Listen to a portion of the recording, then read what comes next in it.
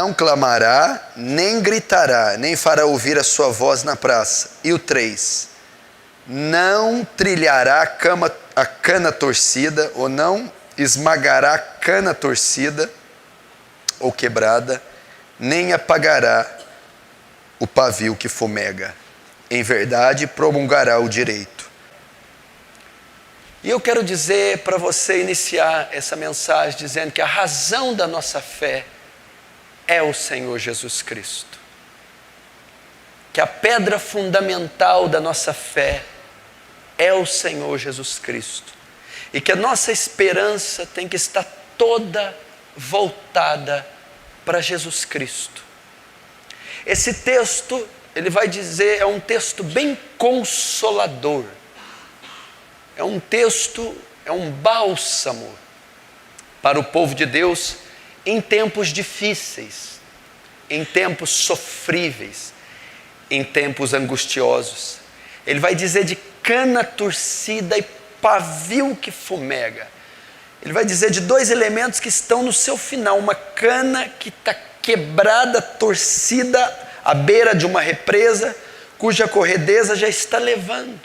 Ela está chegando no seu fim. E de um pavio que queimou e agora ele está no seu fim, apenas fumegando, prestes a apagar. E talvez é o estado da maioria que está aqui. Tanto a cana quanto o pavio, para chegarem nesse estado, passaram por longos processos e períodos. E esses períodos, tanto do crescimento, ou do golpe, do ferimento que recebeu a cana, bem como a chama do pavio, o longo pavio que foi queimando até o estupim, até ficar no final, foram longos períodos para chegar naquele momento. E eu quero dizer que tem pessoas aqui sentadas, que já tem passado longos períodos de caminhada cristã. Eu olho para a dona Verônica, se ela está aí, ela já tem longos e longos períodos de vida cristã. O Alexandre, a Juliana, longos períodos. A Maria e o Silas, o Evânio, longos períodos. Os pastores que estão comigo há 13 anos. Alguns obreiros que estão há 8, 9, 10 anos, outros irmãos de outras congregações e outros que não estão tanto tempo, mas o seu pouco tempo para ele é muito tempo. E esses longos períodos muitas vezes resultam num estresse, resultam em um cansaço e uma fadiga extrema. Muitos deles resultam em exaustão. Muitos deles resultam em dor. E a vida cristã, por mais que os pregadores sensacionalistas e triunfalistas figurem que é bela, que é bonita, que é viçosa, e realmente ela o é, Jesus disse: eu vim para que vocês tenham vida e que tenham em abundância. Em mim, na minha presença, há plenitude de vida, há delícias, há riquezas, disse Jesus. Ele disse que eu sou o pão da vida, a água que sacia. Ele prometeu, quando ele chama Abraão de Ur dos Caldeus, ele chama e lhe faz promessas. As promessas são postergadas e elas chegam até nós, há promessas. Mas a Bíblia diz também, ela revela que a Bíblia é o livro dos sofredores, é o livro dos vales e dos montes, é o livro que narra derrotas. Você olha a história de Sansão, você vê um menino, um jovem, e ele termina um terço da sua vida doente, fraco, derrotado, cansado, cego, sem forças, excluído da sociedade, solitário, abandonado, cansado, envergonhado, humilhado. E é o mesmo Sansão que foi juiz, o mesmo Sansão que foi nazireu de Deus, O mesmo Sansão que se apossava dele o espírito que ressuscitou Jesus dos mortos. O mesmo Sansão descrito em Hebreus 11. O mesmo Sansão que venceu 1000 homens, que rasgou um leão. O mesmo Sansão que trancou portas de cidade. É um Sansão falido. É um Sansão doente. É um Sansão quebrado. É um Sansão esgotado. É um Sansão sem fé. É um Sansão desanimado. É um Sansão fraco. E nós estamos vivendo esse período. A igreja está cansada. A igreja está abatida. Vocês que comungam de uma fé salvífica, que comungam de uma fé verdadeira, que amam um Deus de verdade, vocês que trabalham para que as vidas de orações não cessem, vocês que trabalham para estudar as Escrituras, vocês que acordam e dormem dia após dia tentando obedecer a Deus, sendo fiéis às Escrituras, correndo do pecado, resistindo Satanás, vocês que vivem uma vida cristã genuína, vocês estão cansados, vocês estão abatidos, vocês estão exaustos. É uma das marcas deste século. A fadiga, o cansaço. Por causa de quê? Da caminhada. Da cana que cresceu até ser golpeada, do pavio que queimou e queimou, até começar a fumegar. Isso às vezes traz um momento de pit stop para nós.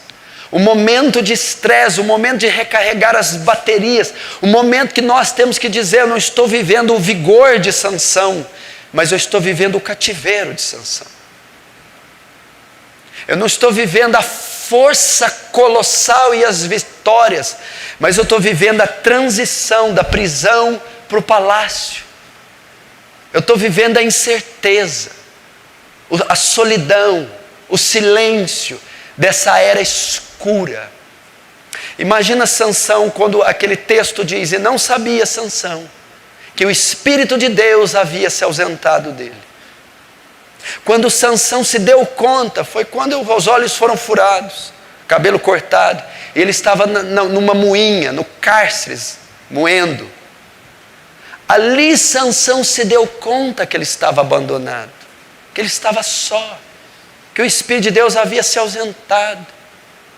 Nós estamos nesses dias, parece que o Espírito de Deus tem se ausentado, e é óbvio que ele não se ausenta teologicamente, mas eu estou dizendo a plenitude da manifestação de Deus. Parece que Deus não está comunicando graça como outrora.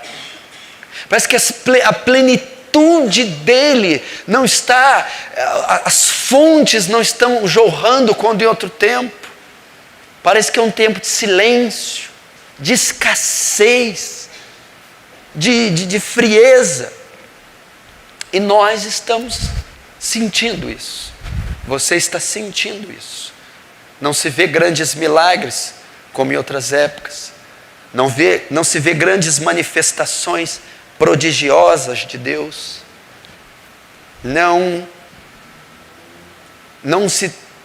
Ultimamente não se tem muita razão para festejar ou para se alegrar.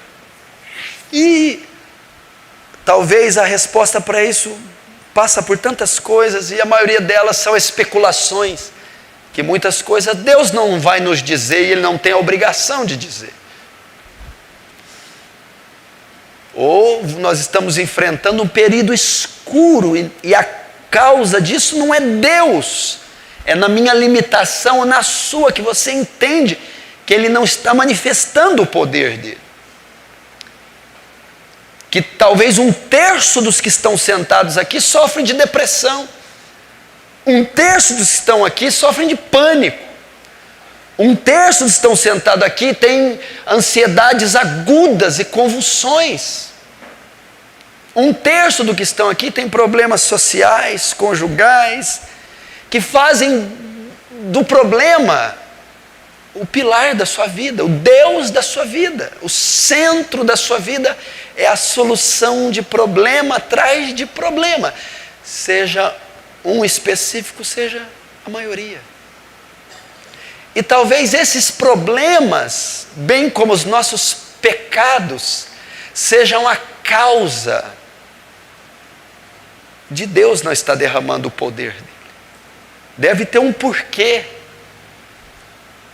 E talvez a falha esteja em nós. Talvez nós somos uma geração incrédula. Jesus disse uma geração incrédula e perversa me pede um sinal. Até quando vos suportarei, vos sofrereis? Quando eles estão no barco, geração incrédula. Quando os demônios eles não conseguem expulsar os demônios, os discípulos vêm, até quando vos sofrereis? Geração incrédula. E talvez essa incredulidade que eu digo é a falta de confiar em Deus. Seguramente, você confia mais no cartão de crédito, mais no seu salário, mais no telefonema da cunhada, mais no ordenado, mais nos diplomas e talento profissional que você tem do que em Deus. E quem confia em todos esses aparatos não vai ver realmente o poder e a glória de Deus, em hipótese alguma. Talvez somos uma geração racional ao extremo, uma geração discípula de Tomé. Nós necessitamos tocar, apalpar, ver. Nós precisamos da substância para crer. Seguramente nós somos a geração menos devota ou devotada a Deus. Quando você lê os outros autores e as histórias das igrejas antigas, você nem acredita que aquilo é verdade, dá uma pontinha de inveja, porque nós não adoramos como eles, nós não oramos como eles, nós não ofertamos como eles, nós não cremos como eles. Para eles, Cristo era a verdadeira alegria, para nós é a cereja do nosso bolo. Então você vê a satisfação plena e igrejas completamente cheias do Espírito e do poder de Deus, porque devotavam a Deus, eram devotas, pias, sacras, fervorosas, entregues. Nós somos uma igreja emergente, imediatista, virtual, eletrônica, uma igreja religiosa, mas não somos o corpo místico, ligado pelas juntas, pelo auxílio de juntas. Não somos aquele corpo que passa um sangue fervendo, o sangue de Cristo. Corpo vivo, ligado na cabeça, conectado com o céu. E talvez todas essas credenciais nos dão o título de ser fracos. Ou talvez outra coisa.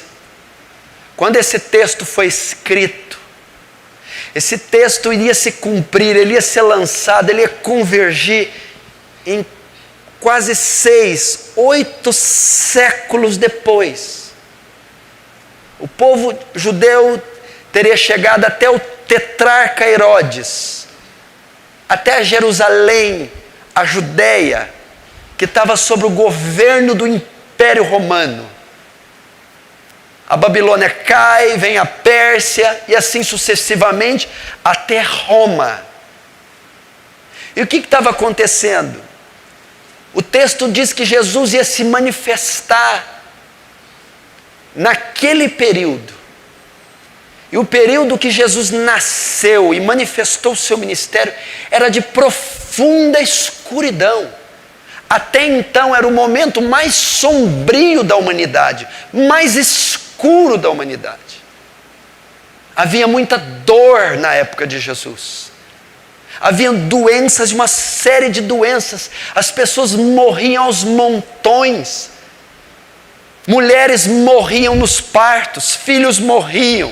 Havia muitas pessoas feridas de cegueira, cegas de nascença. Muitos aleijados e paralíticos. A famosa paralisia que ocorria. Muitos eram de nascença, paralisia infantil.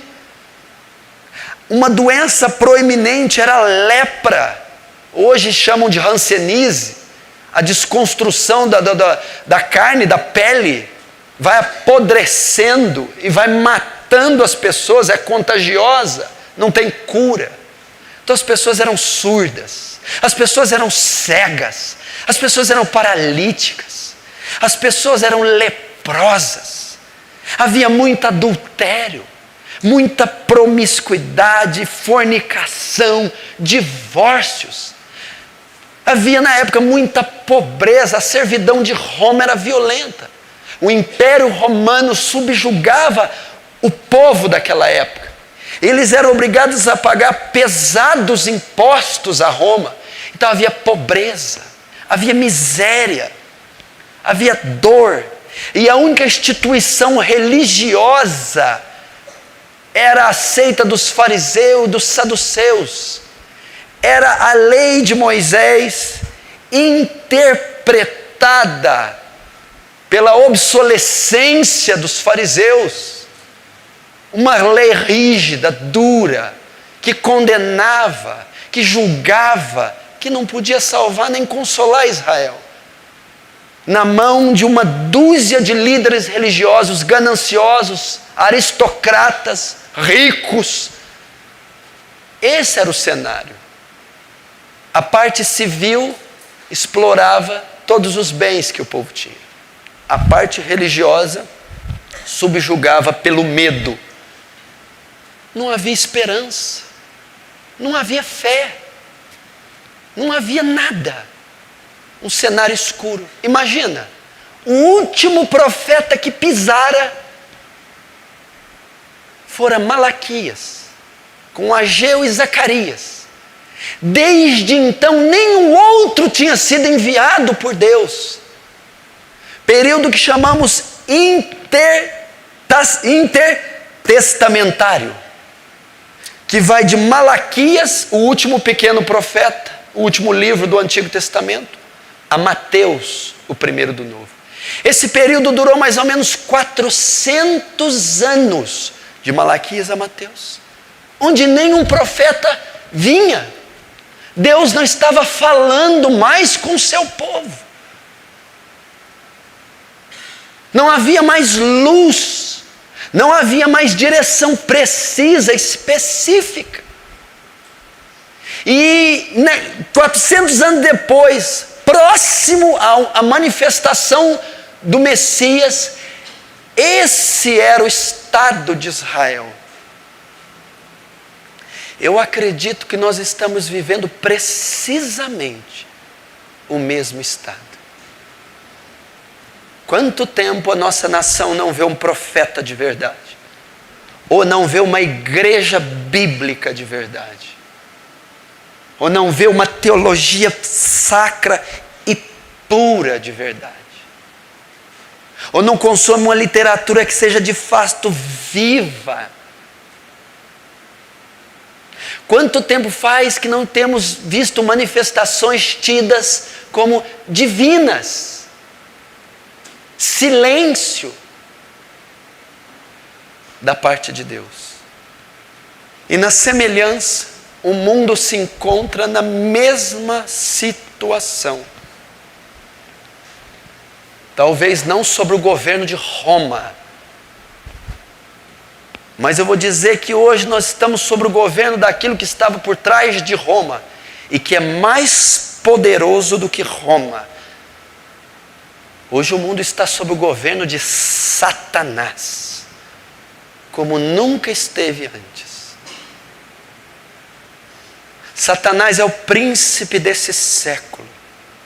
Satanás é que subjuga essas nações, esses povos, esses governos e levam eles a esse estado de miséria que eles se encontram. Satanás é que perverte a mente desses líderes para entregar às nações a vergonha que elas encontram. A perdição moral da sociedade, a degradação e a destruição da família. Você compara civilizações antigas, você compara os cidadãos antediluvianos, foi uma das gerações mais corruptas que Deus extinguiu com o dilúvio. Você depois vai para a geração de Sodoma e Gomorra, e depois você vai pelos babilônios e entra na era das mais perversas, Roma. E você chega hoje, nesse tempo pós-moderno, faz com que todas as outras eras sejam apenas estágios. Nós estamos vivendo esse tempo. Miséria, fome, dor, pecado, morte, suicídio, divórcio, aborto, depressão, tristeza, suicídio. E nós vivemos nesse cenário. E você não está fora desse contexto. Apesar de tudo isso, a igreja esteve em toda essa linha histórica sobrevivendo. E ela oscilou em altos e baixos, em avivamentos e apostasias, etc, etc. Mas ela esteve. E ela ainda está hoje. Você faz parte dela. E talvez você tenha sentido todos os sinais desse tempo e tem sofrido uma asfixia, tem sofrido uma pressão por conta de tudo isso. Não é à toa que foi escrito ao teu respeito: bem-aventurados que choram, porque eles serão consolados. Esse choro que Cristo diz na bem-aventurança não é o choro comum. Bem-aventurado aqueles que por causa da pecaminosidade que está em volta, por causa da injustiça e dos flagelos que consomem essa sociedade, não suportam conviver nessa esfera corrupta e choram. O choro é por não suportar conviver nesse mundo. Então o que ele diz? Que a realidade de uma igreja pura seria de choro, seria ela seria hostilizada, fragilizada, atacada, golpeada, pressionada, vilipendiada, massacrada, caluniada, perseguida, cansada. E talvez no meio de todos esses dados e esse cenário, você sofre as consequências. Você sofre com a avalanche de pecados que combatem a sua alma. Você sofre com a avalanche de corrupção que te tenta de dia e de noite. Você sofre com as necessidades da vida, dores, doenças, crises, problemas, fadigas. E talvez você chegou no seu limite. Pode ter que alguém está vivendo um momento bom, gozando de um poder, de um enchimento, de uma colheita no ministério, mas o bem da verdade é que a maioria está cansada. Estão chegando nos limites. E nesse cenário desolado, desertificado, falta força, falta fé, falta coragem, falta ânimo. Tem sido difícil sim combater o bom combate nessa era.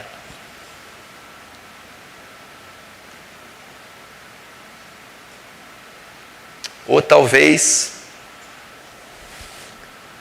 uma coisa que me deixa muito triste, é que o inimigo sabe como lutar conosco.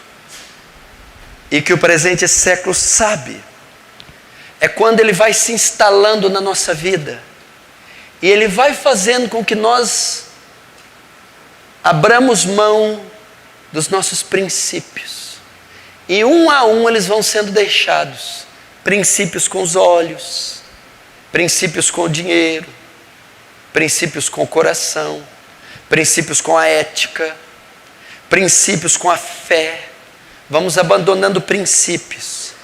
Aquilo que era pecado outrora, agora já não é tão assim. Aquilo que era grave, enfim, a guarda vai sendo baixada, o padrão vai sendo baixado. Pouco a pouco o inimigo vai drenando nossa força, vai minguando a nossa fé, e nós vamos nos descaracterizando.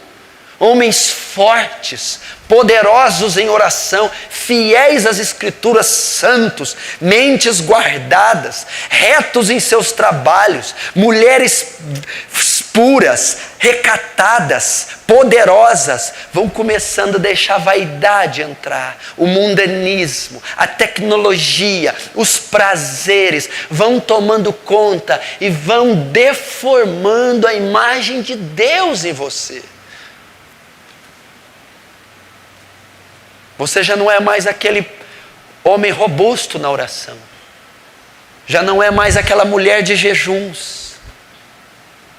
Já não é mais aquela pessoa piedosa, temerosa, que jamais cogitava certas coisas.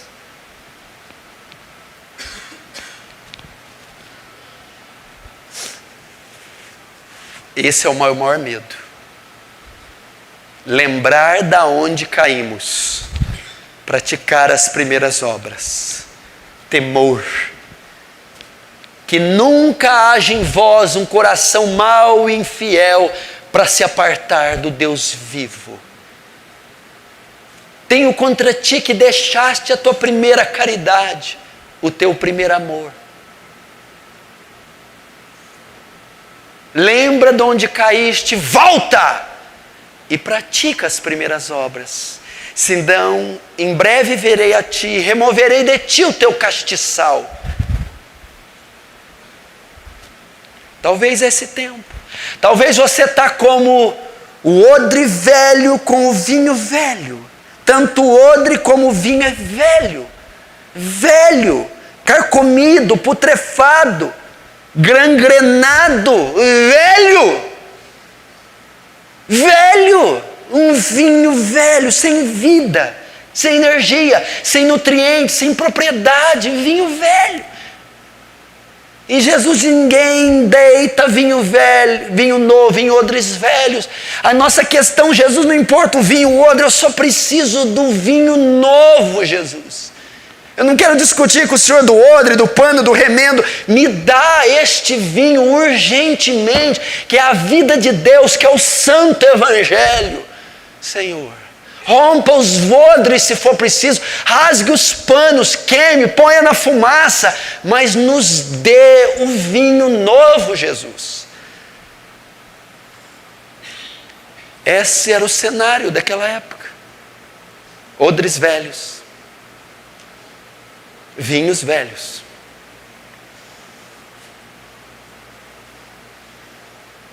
A religião dos judeus, dos fariseus.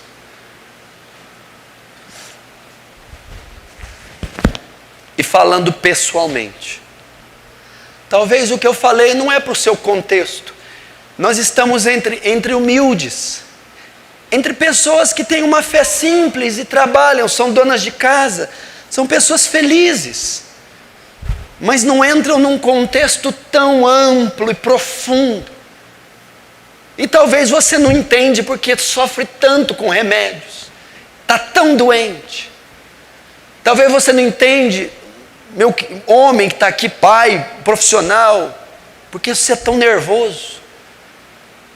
Talvez você mesmo olhe para você, nossa, eu sou um cara indigesto, rapaz. E você vive nessa amargura, nessa indigestão, nessa ira, tentando se encontrar aqui e acolá. E o tempo está passando e você está percebendo que você não está se encontrando naquele emprego, nem naquele outro, nem naquela profissão, nem com aquele diploma, nem com aquele financiamento, nem nada disso. Está te deixando mais rancoroso, ressentido. Talvez você chegou aqui cheio de males, depressões, tristezas, desvios sexuais, desvios mentais, vazio existencial, complexidades na alma, pânico, suicídio, depressão, ansiedades, enigmas da sua alma que doutor, psicólogo, pastor, ninguém resolve. Culto após culto doente, culto após culto em pecado, culto após culto em crise. Cultos, fé e Bíblia passou a ser mera encenação. Simplesmente não acontece, não funciona. Não tem demônio que sai, não tem cura que entra, não tem dor que passa, não tem poder que vem, não tem alma que converte, não tem. E você segue nessa escuridão, nesse horror desse século.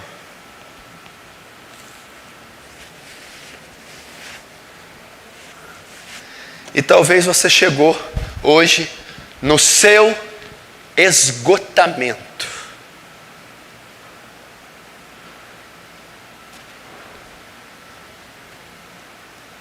Jesus chegou nesse cenário. E a Bíblia declara como ele viria, como ele encararia esse cenário. Como Jesus entraria nesse período? O que ele faria?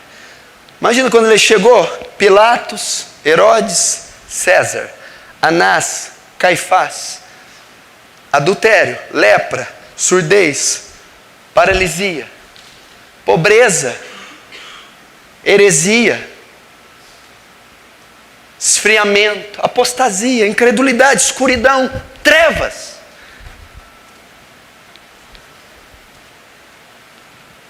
A Bíblia diz que na região da sombra da morte, a luz raiou. Presta atenção. A Bíblia diz que ele viria. E ele encontraria um cenário como se ele entrasse num canavial. Nesse canavial haveriam dezenas, centenas e até milhares de canas que estavam quebradas e torcidas. Milhares delas estavam quebradas, torcidas, apenas ligadas pela casca. Algumas estavam perto de barragens, nascentes e riachos, e os rios quase levando essas canas. Essas canas quebradas eram o povo de Israel. Pessoas doentes, destruídas, quase mortas, só sendo seguradas pela pele.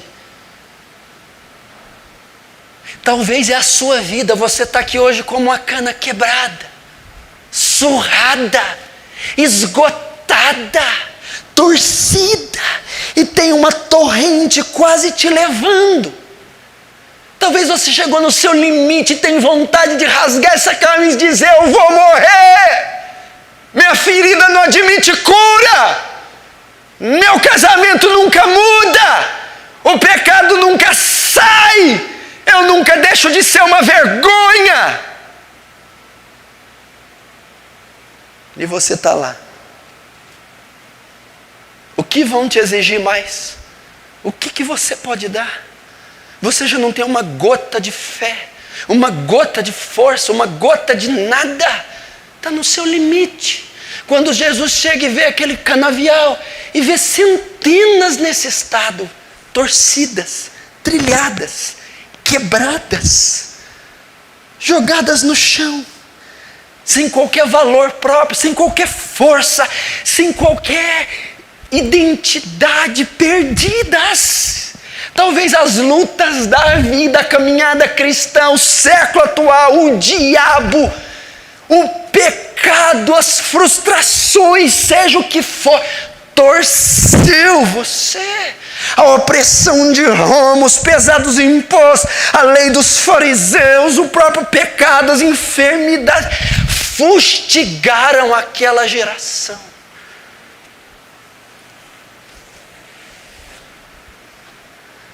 Jesus chega, está andando no canavial, e ele vê uma, ele vê duas, ele vê 10, ele vê 100, ele vê milhares, ele vê milhões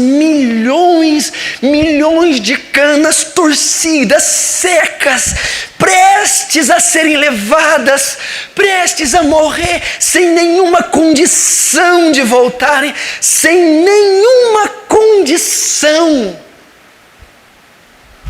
E o profeta vai dizer o que ele vai fazer com as canas. Ele não esmagará a cana torcida. Ele não acrescentará mais dor à dor que você está sentindo.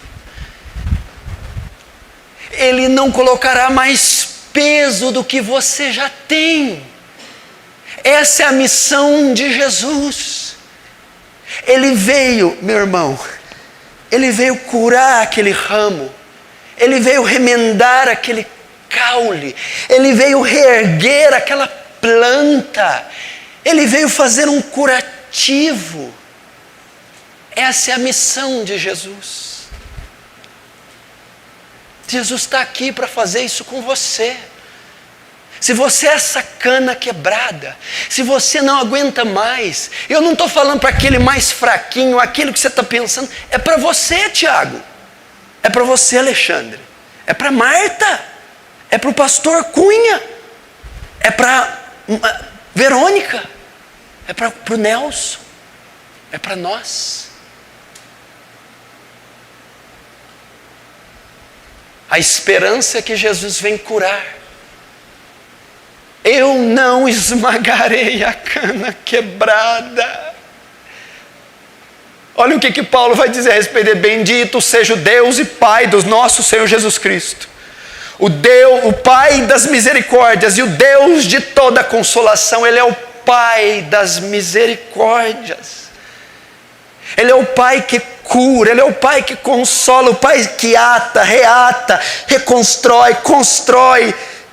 É o Pai. A cana quebrada não esmagará. E quanto ao pavio? O pavio que fumega, aquele pavio que queimou, agora ele está na ponta.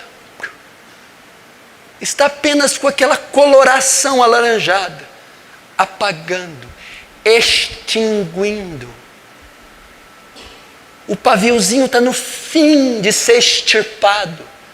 Talvez você está como esse pavio, já teve incandescente, forte, mas agora está apagando a chama. Está subindo aquela fumacinha suave que está anunciando o seu fim. Sem força, sem combustão, sem calor, sem energia. É o estado da nossa sociedade. É o estado de Paris, Amsterdã, Boston, Nova York, Rio de Janeiro, São Paulo. É o estado da pentecostal, tradicional, carismática. É o estado da cristandade, é o estado de alguns da Aliança do Calvário. Não há energia evangelística, não há energia das pregações, não há força no ministério, não é vida vigorosa na oração. Está apagando, está minguando, está mostrando sinais de morte.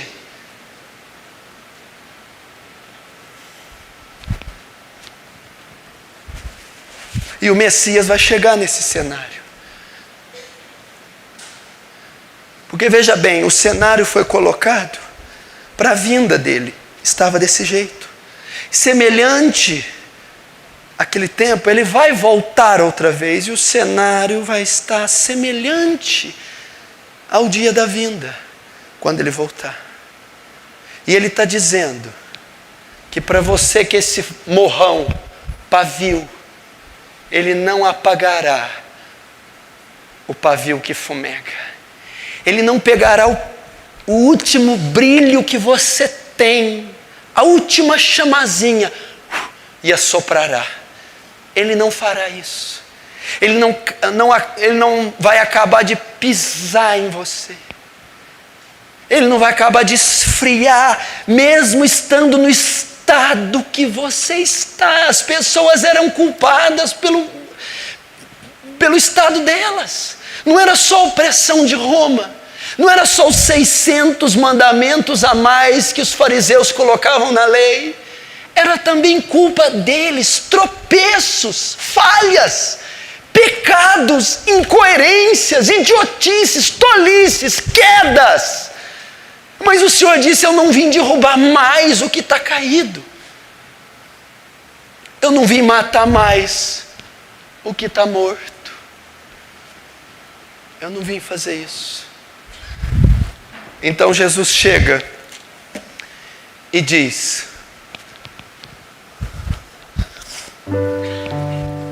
eu não apagarei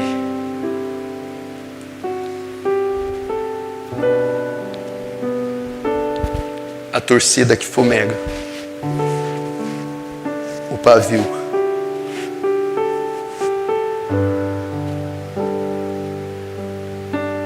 Ele ia aquecer aquela chama. Você está assim, Marcelo? Você está assim, Dedé? Você está assim, irmã? Quase apagando. Seguramente você ora: Deus, eu não sei até quando eu vou aguentar. Eu acho que vai apagar. Eu acho que a corredeza vai levar a cana. Eu acho que eu vou surtar. Eu vou jogar a toalha. Eu vou pecar, eu vou abandonar. Jesus está dizendo: não vai, não vai, não vai. Eu vim acender o fogo, eu vim encandecer os corações, eu vim motivar, eu vim inflamar, eu vim gerar fé, eu vim levantar. Foi para isso que eu nasci.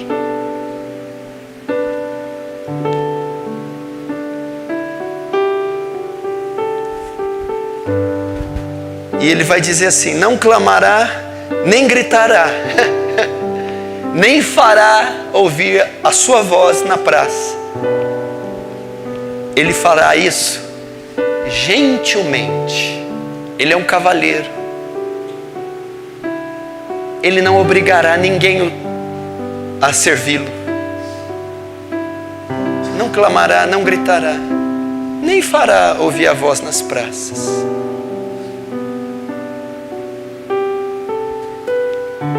O que eu quero dizer aqui, para desfechar? A solução dos seus problemas está em Cristo. Parece até piada eu falar isso, né? Para um monte de crentes. Mas talvez eu sou levado a acreditar que a maioria se esqueceu de quem é o Senhor Jesus. Está tão perdido nas coisas, nas pessoas, nos ministérios, nos credos, nos versículos, nas teologias, nos projetos, que esqueceu que Ele é uma pessoa. Jesus é a cura para o teu mal. Eu vou dizer, se você ouviu essa mensagem até agora e disse: mas eu não vejo nada de diferente no que você está falando. Eu sei que é Jesus, mas por que o meu pavio ainda está se apagando? E por que a minha cana ainda está quebrada? Eu vou dizer por quê. Que essa promessa ainda não te alcançou e você não saiu, e você não voltou à plenitude. Por causa de Jeremias 2, verso 13. Eu vou ler. o meu povo fez duas maldades. A mim me deixaram o manancial de águas vivas e cavaram cisternas rotas que não retêm água. Veja bem, o seu problema é que você tem buscado a solução nas cisternas rotas.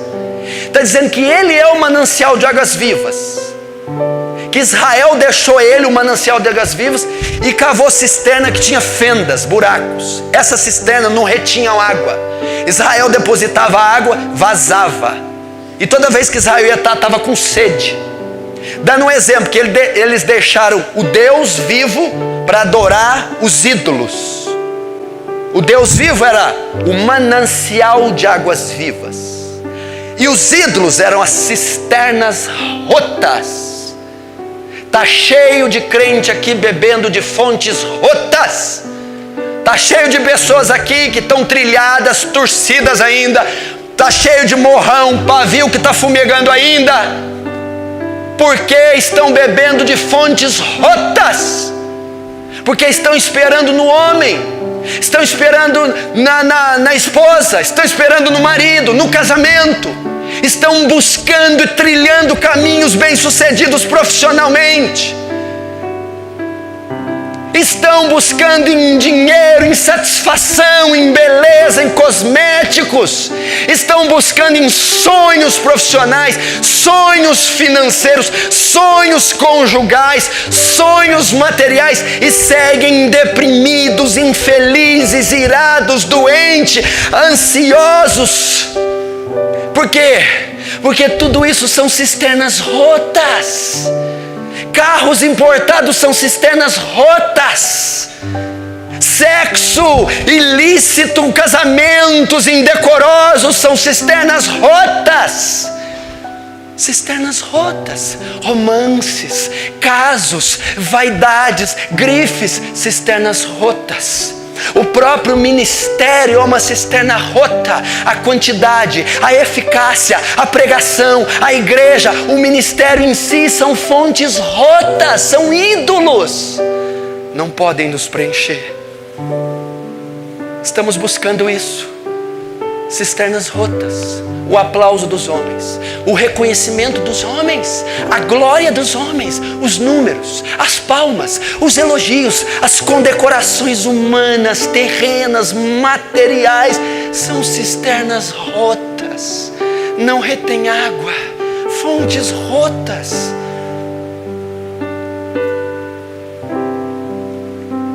Então a cana segue quebrada, o pavio segue fumegando. Deixe essas cisternas rotas. Deixem esses super-heróis da fé. Deixem, meu irmão, essas fábulas e fantasias. Deixe esses homens, essas personalidades. Deixe as matérias, as condecorações, os prêmios. Deixe, a Bíblia diz que esse mundo e o homem é erva, que o sol seca e o vento sopra, e não se achou mais o seu lugar. A verdadeira felicidade está em Cristo. Volte para Cristo. Volte para Ele. Só Ele vai preencher. Você tem um vazio na alma que se perdeu com o pecado de Adão. Você tem uma profunda necessidade dentro de você. E a nicotina, o álcool, o entretenimento não vai preencher você. Se você está buscando ser satisfeito, feliz, realizado e completo no seu casamento, você está perdido. Se você espera a aquisição desse diploma, aquisição dessa casa, aquisição do consórcio, aquisição do financiamento para ter plenitude, completude, para ter felicidade, você vai cair do cavalo. Eles não vão te dar. São cisternas rotas. Se você busca os elogios, os aplausos dos homens, se suas metas são ministérios pomposos, se são ministérios centenários, você vai cair do cavalo.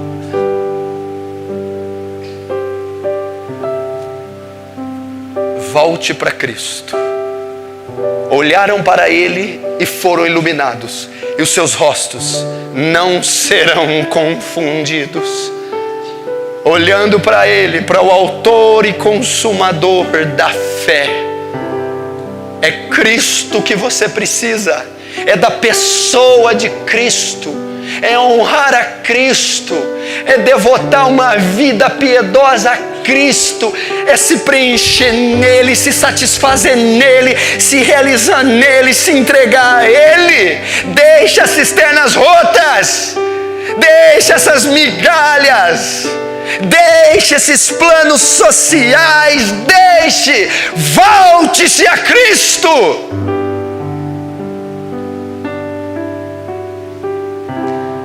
Nele todos os tesouros estão escondidos.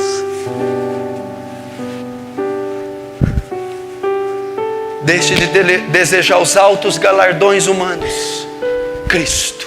Então, quando Ele vier, Ele não quebraria a cana torcida, nem apagaria o morrão que fumega, se você o recebesse na sua vida.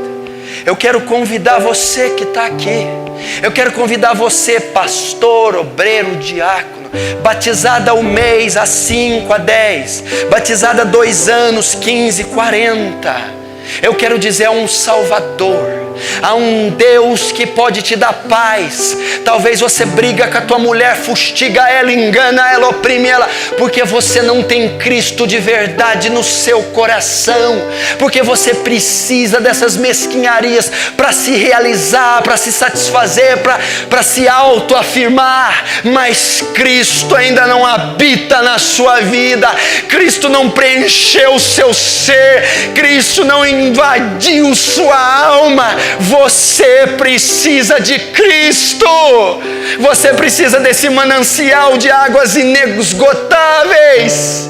Todo o ouro do Fort Knox, todo o dinheiro da Casa da Moeda, todos os diamantes, toda a glória da terra não se equivale à paz que Cristo dá. Olha o que ele diz em João 14. Deixo-vos a minha paz vos dou, não vou-la dou como o mundo dá, não se atemorize. Credes em Deus e também em mim. Eu preciso dessa paz. Eu preciso dessa paz. Eu preciso dessa paz. E é Cristo que vai me dar. O Senhor Jesus, o meu Jesus, nascido da Virgem Maria.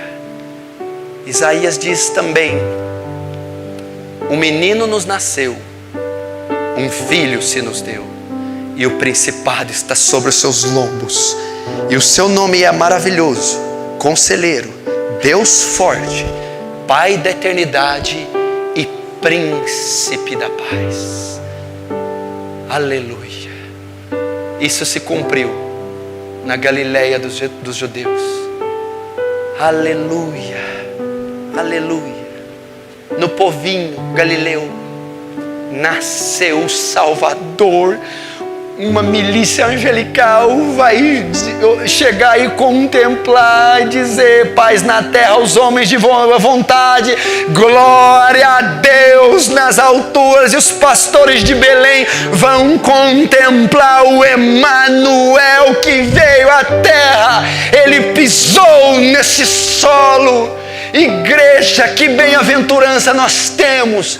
Vive uma vida sem pecado, é tentado pelo diabo, constrói seu ministério terreno e com 33 anos é pregado no madeiro, e ele ali derrota a antiga serpente que é o diabo e Satanás, toma das mãos dele as chaves da morte e do inferno, ressuscita glorioso no 3º dia e dá vitória à igreja. Hoje temos vida em Cristo, temos paz em Cristo, temos perdão em Cristo, temos redenção em Cristo, temos plenitude de Deus, plenitude de alegria. Nossas enfermidades foram lançadas na cruz. A Bíblia diz que Ele levou sobre si nossas dores e nossas enfermidades. O castigo que nos traz a paz estava sobre Ele, e pelas suas chagas nós somos sarados. Vá a Cristo. Eu quero hoje obrigar a você a sentir essa paz, entregar seu coração de fato e de verdade. Ei, lembre-se, não gritará, nem farás ouvir sua voz na praça. Ele vai lentamente. Eis que estou à porta e bato. Se alguém ouvir a minha voz e abrir a porta, entrarei em sua casa, ceiarei com ele e ele comigo.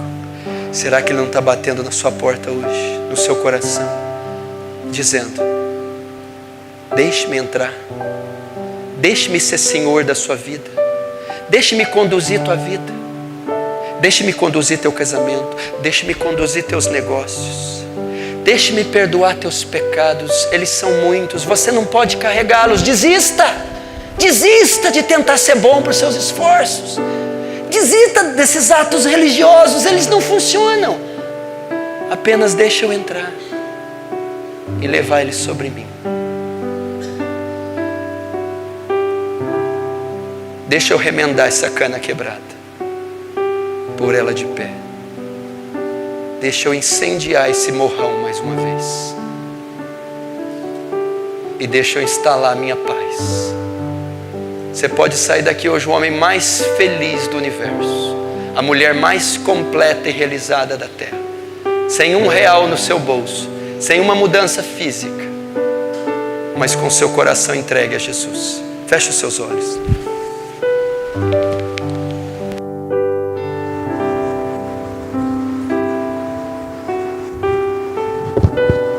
Você acredita que Jesus está nesse lugar?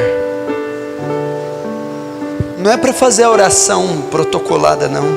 Ora como se Jesus estivesse do seu lado, na sua frente. Ore como se o calor dele se aproximasse de você.